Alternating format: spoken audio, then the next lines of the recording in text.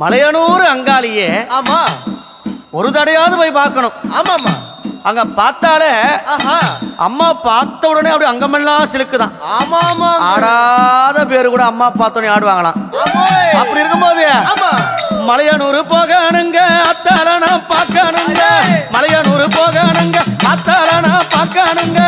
அத்தால பார்த்ததுமே மருள் வந்து ஆடுதுங்க. மலையனூர் கோவிலிலே மகிமை பாடுது. மலையனூர் கோவிலிலே மகிமை பாடுது. உடுக்க ஒலி கேட்டதுமே உலகம் ஆடுது. அம்மா உடுக்க ஒலி கேட்டதுமே உலகம் ஆடுது.